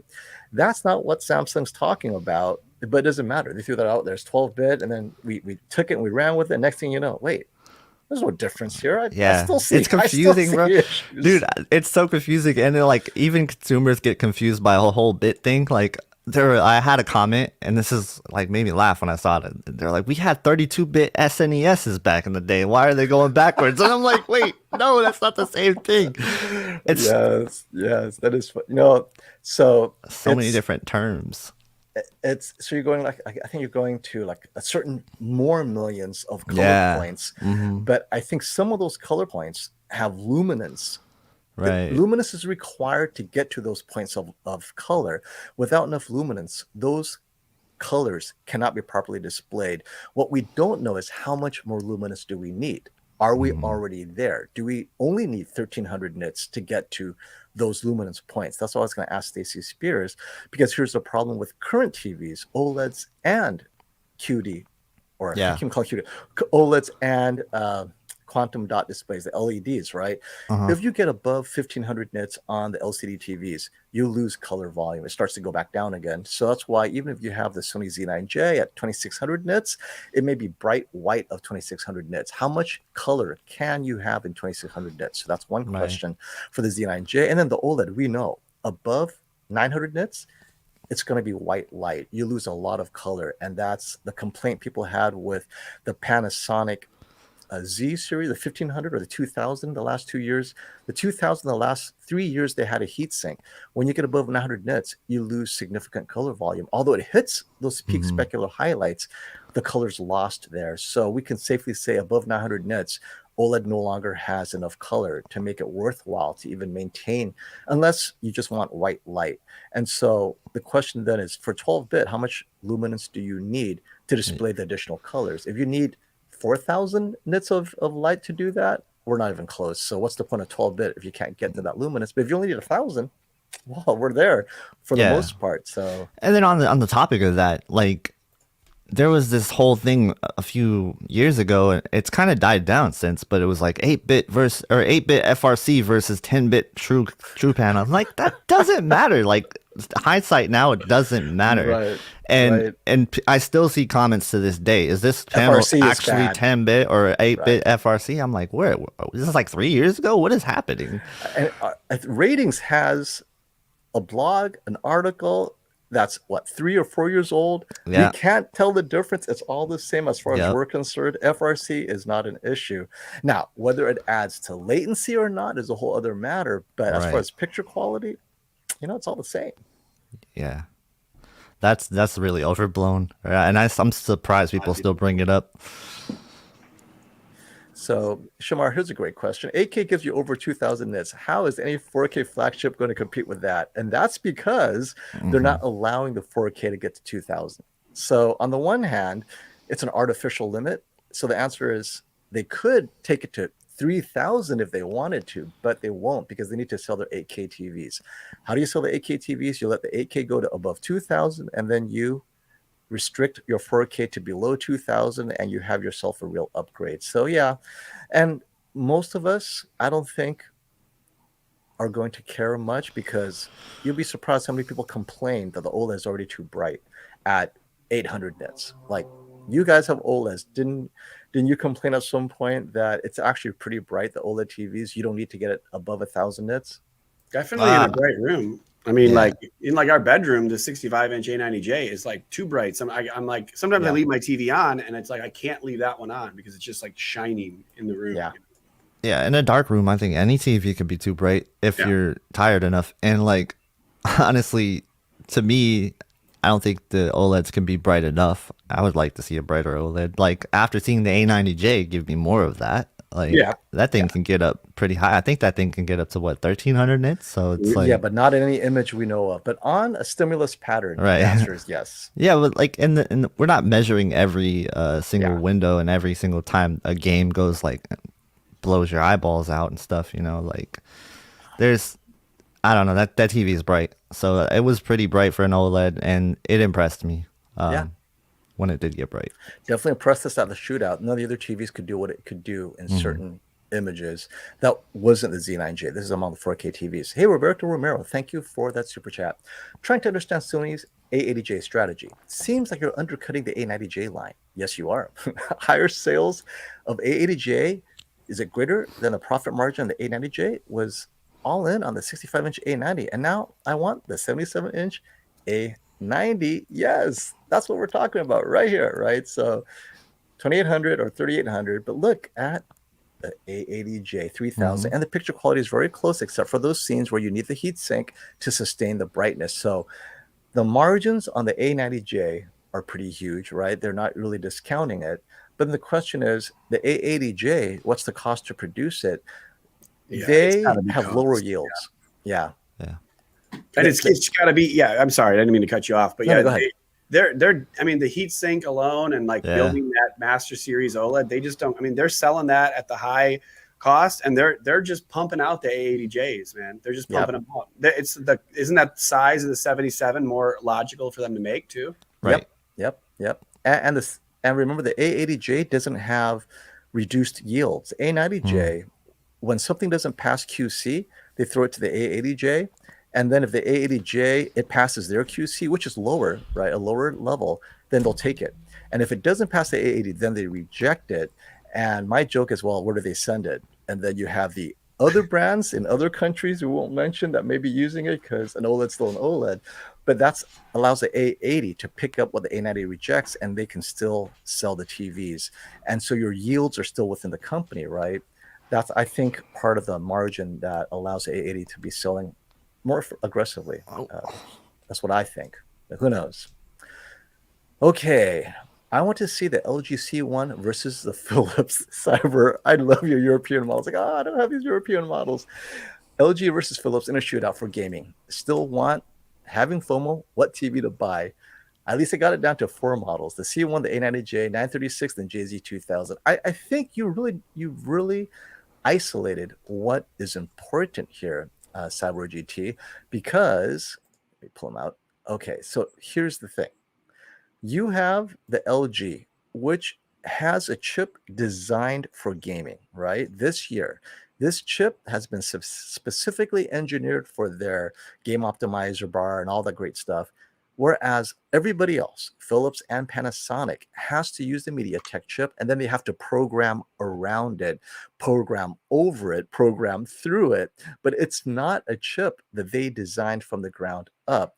So for gaming, I don't know how Philips and Panasonic can beat LG, given that LG designed both the hardware and the software processor on top of the chip specifically to be the best in gaming. And maybe the 4 HDMI 2.1 ports is the difference for many people. So now, not having done the shootout for gaming, who knows? But I'm just thinking about it logically that the LG will likely win on both image quality and gaming features, because I don't know if Philips and Panasonic could do 4K 120 Dolby Vision, assuming it's a thing. But KJ, do you have any thoughts on if Philips and Panasonic OLEDs have all these gaming features, how would it compare to the LG? And this is all speculation since we don't get either TVs in the US. Well, like, so Panasonic and Philips should have very similar, from what I'm hearing. A lot of people are saying that Dolby Vision gaming is coming in 60 hertz at least for both of these TVs, and I think Philips was saying that they might even have 120 hertz soon. So that's good that they are actually supporting that level. They're thinking about the actual game modes for those levels. That's something that we don't see Sony doing. So that's something that I hope everybody will do, is because this seemed like Panasonic and Philips at least has an ear for gamers somewhat, Philips especially. So agreed. This is a great question, Capono. So let's address this. FOMO, explain how sometimes SDR can look brighter than HDR on a mid-range LCD TV. So we're talking about two issues here. Let's start with the word mid-range LCD. Don't call it mid-range, call it how many nits can the TV realistically display. And if we call the TCL 6 series mid-range, definitely bright enough for HDR. So the 6 series is not mid-range. Maybe the 5 series, and this year the U7G, is that still mid-range? If you look at the U7G as mid-range, that's not the case either. In that case, HDR still looks brighter than SDR. You have to go down further, probably to X80J, anything without full array local dimming zones that can get bright enough. Okay, so it would have to be low range LCD TVs or anything that can't produce the full 700-800 nits. Actually, I'd say maybe the X900H last year before any firmware updates. To me, it was a little dim, but it was still barely bright enough. You'd have to draw. Oh, I know, the LG Nano 85. Oh, way too dim. You couldn't. There's nothing you could do. Okay, so in that TV, I would never turn on HDR. Use SDR. So this is why. First of all, in HDR10 content, your TV is not tone mapping properly. It does not have the dynamic range to give you the lowest blacks and the brightest brights. So what it does is it shifts everything down to the lowest blacks. That means this range that should be here, it's only here, and it drops down because it's going for the blacks. So it drags the brightness down. SDR, on the other hand, doesn't have blacks. Everything shifts up. So that shift, right? That range doesn't change. SDR is up here, HDR is down here, everything is darker. The difference maker being Dolby Vision and HDR10 Plus. Dolby Vision, HDR10 Plus, what do? They shift it back up. That's all it is, right? right. And HDR is not meant to be like super bright. Like that's the thing. Like it's only meant to be bright when it's supposed to be bright. Yeah, right. And it's the APL, right? So like on SDR, it's bright. Like the whole image is. So yep, yeah. But see, this range is what the TV is capable of. You can't do this. This is it. You're either going up SDR or you're going down HDR. And if you're going down, because they're trying to match those blacks, it drags everything down. And that's why tone mapping is so hard for these cheaper TVs and Dolby Vision, TV-led Dolby Vision, not the previous generation player LED. That one was even darker. That was like a nightmare for Sony. They had a dim TV and it was player LED. You couldn't see anything. So Which is that's this is that all the thing compounded too. the problem. If you buy like one of those cheaper Samsung TVs or any cheaper TV, it may be fine for watching TV, but it's going to suck for watching movies or watching Netflix or anything that's like in HDR. Yeah, you're gonna miss out on some like really fine details that you would normally see on a higher end TV. Though, like, how much are you gonna miss it if you're not used to it? So that's another thing, Yeah, because but you can get like an 85-inch Q70A right now for like $2,500 with a $500 gift card. For people that just want a big TV, that TV is gonna be awesome. You know? But if you try to watch like the Stranger Things or like, we like the watched show. Umbrella Academy. If you try to watch any of those things on like these like lower price TVs, it's hard to see anything in the dark. Like you have to have the lights It can completely be, off yeah. to see anything on some of the. The not all last- of them, but I'm glad you mentioned Umbrella Academy. The last episode is exactly that. It was it's like so hard to see. glary and dark and Yeah. shadow detail. It's like all you see is a bright light, nothing else. It's like there's nothing in the shadows. But if you have the OLED or one of the good brighter TVs, and if you have gamma setting, just lower the gamma to 2.0 and you'll see everything. But a lot of people don't realize that's what gamma is for. It can help you with the shadow detail. Roberto, here is another problem that we've been hearing about.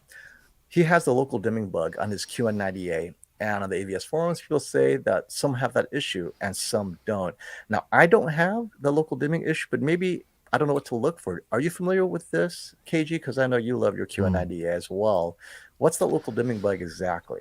So I don't have the QN90A specifically, not anymore. But I do know what he's talking about. We saw a similar thing with the Q90T last year. For some reason, when they do firmware updates, they introduce these weird local dimming bugs where sometimes if the TV sits idle, you'll see the TV will switch its local dimming from high to like low out of nowhere. And the only way to fix that is to turn off the TV, from what I know. And there's other ways to fix it as well. Like you could switch the source sometimes. But for the most part, just turn off your TV, turn it back on is the only way that I can think of fixing it. I don't know what specific bug he's talking about, but that's how the one that I experienced was. And I'm also experiencing some weird bug on the Q90T right now where the highlights are blown out and it posturized look. I don't know if anybody's ever seen that, but the way to fix that is you just flip on like intelligent mode on and off, and then it's gone. So whatever is going on with the processing or something with it's got to be a bug, because it's weird. It's weird when I see it and I don't understand it. So okay, so maybe that's why I don't see it, is I don't have the TV on so long that it goes into sleep or whatever and it shifts it down. Because I'm normally watching content. If I'm not watching, I just turn it off. So if that's not when you see it, then oh well. And speaking of the QN90A, Brandon, are you planning to give it a second look, or you kind of moved on to the 2022 TVs? I'm not sure. No, I'm definitely still interested in 2021. I just haven't been able to make a lot of videos because I was moving. I'm all moved in. That's right. But I am. I don't know. I'm not sure if I'm going to go 8K or 4K because the 8K it's so expensive. I'd like to get it, but yeah. I mean, I'm sure I'll get a crack at the Samsung. It's really, for me, it seems like the only Samsung that I would buy this year is the QN90A. So. But yeah, that definitely interesting. And I'm probably gonna need to go here soon. So I don't know if you want to wrap up soon. Yeah, I was gonna say the same thing. Yeah, cool. Great time to start wrapping up. Fit in your questions if you want. We're gonna wrap up right now. So you guys have 5 minutes. Last call. Tell us what I know. Last call for a hello or a question. Hey, what are you guys planning this week? What you got, KG? Oh, I thought you were talking about. Okay, so yeah, any of you.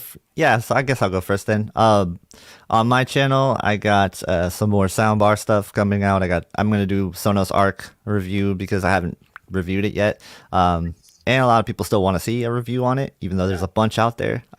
They want to see my take on it, I guess. And I'm gonna also do a side by side.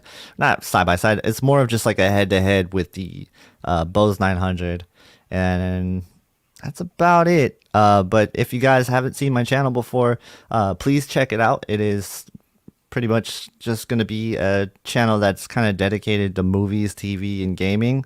And I'm just kind of fit my use case to like what maybe your use case is similar. So check it out. It's just my opinion on TVs, pretty much. For sure. I do other tech as well. So That's right. He is discovering himself. yeah. There's a lot of All tech over happening again. today. Hey, man, it's crazy. And how about you, Brandon? What's happening with you, buddy? Yeah, I'm coming out with a new video next weekend where it's going to be how to hide your wires for dummies. Like if you don't want to mess with electrical, just be able to use a power bridge. And I'm going to go through the step-by-step with that. Got some new mics and some new lights. So hopefully the production value will be better. And then I'm going to be back into some comparisons and TVs and stuff going forward until Black Friday. So yeah.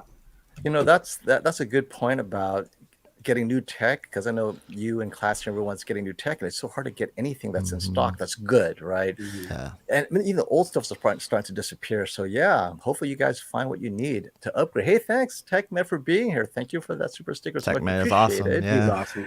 And I would like to address this real quick. So TCL, their jet printed OLED is, I believe, on hold. They're trying to do what they need to do. We're not going to get any of their homegrown OLED next year. They might use LG OLED, but I don't think we'll be seeing their inkjet printed OLED in 2022. TrueCut, I actually have been speaking to them. They're looking at maybe some kind of a program, content program or a survey for some of you guys, for viewers who are interested. So as soon as I get more information from them, we're going to have a follow-up with TrueCut, and we'll see what happens with the world of improved cinema motion. And I'll be spending the rest of the week trying to get all my wires connected. I ordered a bunch of XLR cables. Like, oh, I forgot to order cables, right? Man. And speaking of hiding yeah. wires, I don't have to hide wires, so I love it. I just staple everything to the wall with a zip tie and a drywall and pin it all black. That was my approach. This is gonna be my question. For my microphones, do I need XLRs to get to the recording device, or is something gonna have an XLR for that? Do you know? Yeah. So unless it's a USB mic, XLR. No, it's all XLR mics, and I You need an XLR recording preamp that then connects to your computer via USB. Oh no, I'm just going to use this for external recording only. Oh, What are you recording with? I have an H6 coming. Oh, okay. Sennheiser H6, I believe it's called, and then I'm going to record onto that device, and then just pair it on my computer. So these will just be microphones, because I'm going to use them for like when I'm out doing installs. Oh, Gotcha. Right, okay. Yeah, right. No, that's right. Yeah. So I'm sure, does the H6 have it, or I don't know. We'll find out, I guess. Sounds like we're not sure. If you send me the specs, because you can always record it and bring it back later. If it has a recorder, you might just bring a recorder if you don't need to go live or anything like that. Okay, everybody, thank you for arriving, coming, viewing, giving us all the super chat and the love. We'll be back soon, and everyone's having live streams, whether it's us or whether it's KG or Classy. Yep. Keep an eye out for our live streams. Until next time, pass the remote, everybody. And Matt, see ya. Thanks for having me. Thanks, Magician. Later, Matt. See, you didn't even see him. He's a ninja. Ninjician. He's living up to his name. Are you going to feed him? Give him beer? Yeah, he just wanted water, so I hook him up. But everyone check his channel out for calibration information on that. That's right. That's right. One of the videos. He knows a lot about AV. So yeah. Thanks all, everybody. All right. Bye-bye. See you guys. Thanks, guys.